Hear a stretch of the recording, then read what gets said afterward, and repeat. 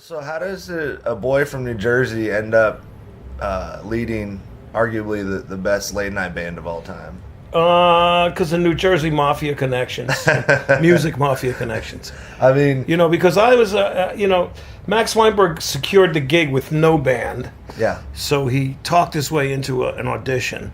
Yeah. So that then called me when I was at the time staying with Clarence Clemens in Sausalito, and we had a band together. And so you were familiar territory, yeah, sure, familiar circles. Sure, all those guys we all played the club circuits together and everything, Well, and he said the funniest thing was gets me on the phone because we didn't have there were no cell phones, there was no texting. You had to talk to somebody on the phone. He called me at his house. He goes, "Don't tell Clarence I got this audition because we won't get the gig. All he has to do is make a phone call, and he's got the gig." His stage presence was so dynamic. Oh, yeah. Everybody wanted him to do anything. So that's how I started doing that. And for 25 plus years later, sadly the band is going away. It's going to a half-hour show. Yeah. But I'm still there writing music the other 7 hours of my day, it still hasn't left. Yeah. But it'll be a little easier. It's a shorter show. Are you still involved? Yeah. And what facet would that I'm the actually music look director, like? so it's okay. Whenever there's music to be written for anything, underscore for bits or for videotape stuff or whatever, for bumpers, I have to write walk-ons and bumpers and keep them fresh and record them in the studio. I'm kind of, it's kind of lonely now. Yeah. But it's a job, and the fun part is kind of gone away now. Yeah. Playing at the end of the day was the most fun, but still, it's a ball to work there, and I love working with Conan. Yeah. He's just he's a music fan. Oh yeah. Above all, he's a guitar fan, and so it's we're taking a different turn now. Social media and other things have supplanted appointment TV. Yeah. It just doesn't exist anymore. We don't remember when we were kids, especially Bob and I at our age, we were like, I gotta see the Beatles or the Stones or whoever's going to be on Ed Sullivan. You sit there all day waiting for it to come on. Now you can just go on Monday morning and click on the YouTube. Oh, look some other time. And as much as I love all that YouTube stuff for looking back at old music and clips and stuff, it's taken away from TV being something that brings you people together. Well, like the idea of an event. Yeah, it was an event. Yeah. That doesn't exist anymore. Well, like when a record's released or something. Man, an event, waiting in line. For a record, and in the old days, actually taking it out, the vinyl out, and playing it 20 times. Liner notes, reading everything. I mean, that's where we got our education from. We found out about who arranged it, who wrote it, where it was recorded. Connect all the dots and everything. Yeah, it was RIAA approved, Yeah. So that's how you do that. But before that, I just worked and worked and worked, toured with people, and before that, when me and my brother got out of high school, I was a B3 player, and we had a organ, saxophone, and drums trio, and we played 7 nights a week, man, in 1973. That's what it took. And it was probably some good money back then. Oh, we were making like $350 a week each. Yeah. More than my father was making at that time. We still weren't paying him rent. Gee, we're not good sons. Did you have the support of your parents when you were young? Always, always. And because they weren't allowed to, my father being an Italian immigrant, and from carpenters, a family of carpenters. Imagine a guy who he was the most gifted trumpet player I ever heard in my life, and he was not allowed to do that. Yeah. And there was no rebellion allowed either. Yeah. So, Grandpa says, and then to have 3 sons that don't go into construction, that go into music and showbiz, and just because, and I think he was driven to make sure not only that we did what we wanted to do, but that we were good at it and that we practiced. And because if we were going to do it, he didn't want us to fail at it, Well, and then Italian history and culture has always really had a very large, deep respect for the arts. Sure, but like any other culture that was working class, like even here, especially at that time too. Yeah, but we talk about here, they were always like, Well, your Uncle Nick plays the accordion real good, but he's working on the job mixing cement, doing a real man's work, and it's almost like here in Appalachian players, and also in if you go to like certain parts of Tennessee, and your mailman is the best mandolin player ever, but never left the porch. No, never left the porch because music, it doesn't stop people from being great musicians. It's just they're not always encouraged that that's a vocation.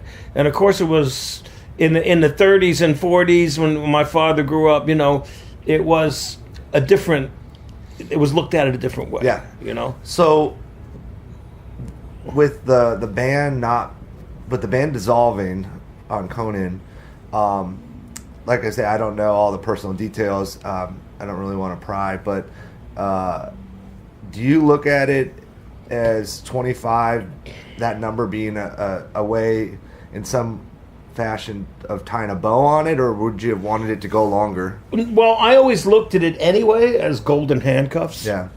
Yeah. And that I think I can actually enjoy now the best of both worlds in a compromise where I have more time to go out and play live, like I'm doing tonight, and to book, say, with Bob Margolin or whoever I'm out with, try to book a string of dates together and get out and actually see these people who say they've been watching me since they were kids, and to meet them, and to actually play music and meet some of these people, and also to play with musicians that I've wanted to for so long. And Warren, of course, has been key in driving me back to wanting to play live, because before I met Warren and Woody at the time and Matt when they started, I didn't see anything out there that I wanted to do. I think they sort of started a revolution with Mule. And, So tell me a little bit about how you know Bob, because this man over here. Bob Margolin is sitting across from us. We're talking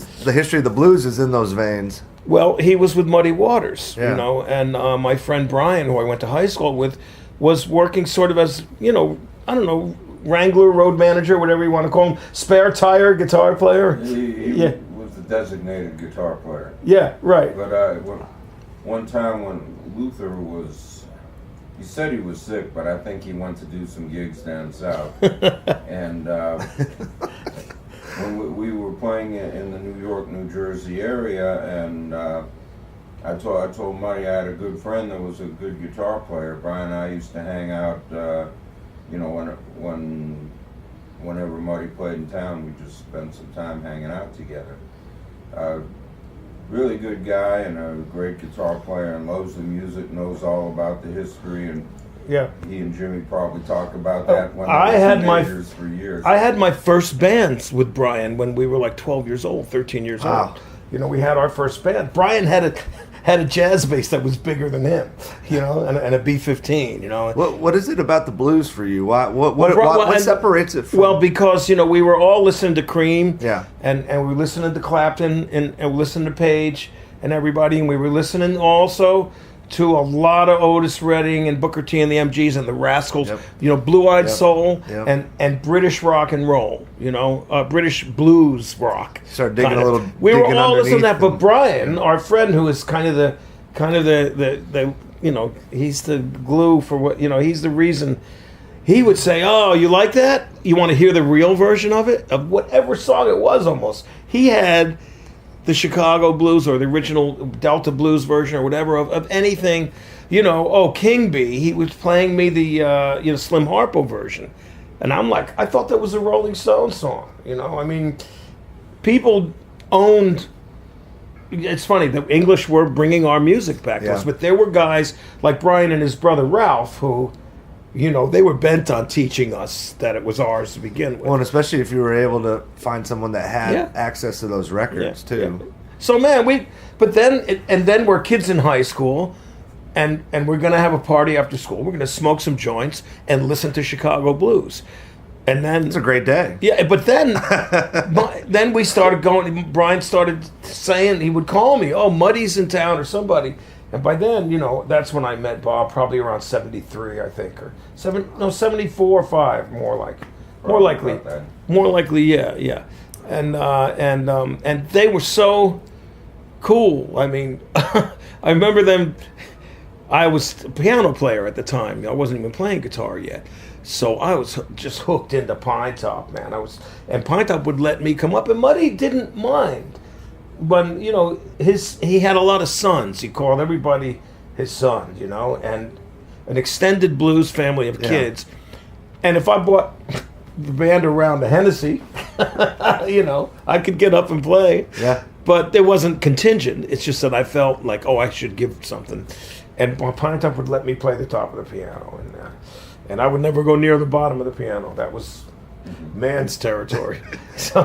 And I remember those days that Danny Russo would come up and play, and Robert Ross, right?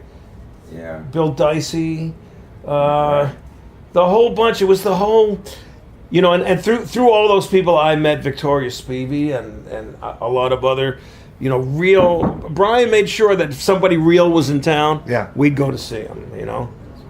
So that, hey, I'm good. Just doing an interview here. I'll be out in a second. You're good, man. Yeah. So then I got hooked, you know, on it, and then I started working with Phoebe Snow, who introduced me to Dave Bromberg. Yep.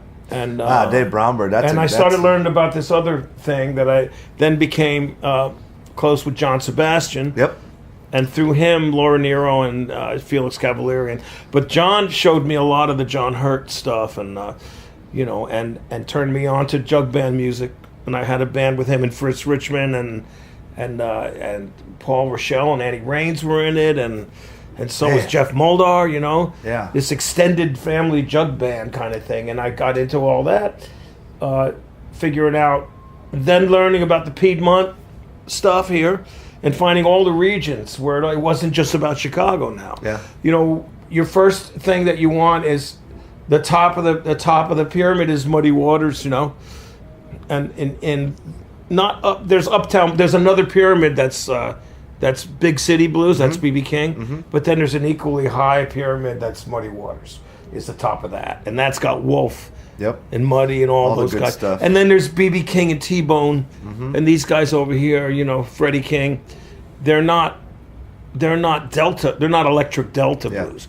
And Muddy invented a sound as an arranger. You know, his classic, you know, 2 guitars, harp, piano, bass, and drums. Or sometimes 3 guitars when he played. That was a classic. The way that stuff was arranged, and Bob could tell you that it was arranged. Did you ever read that book?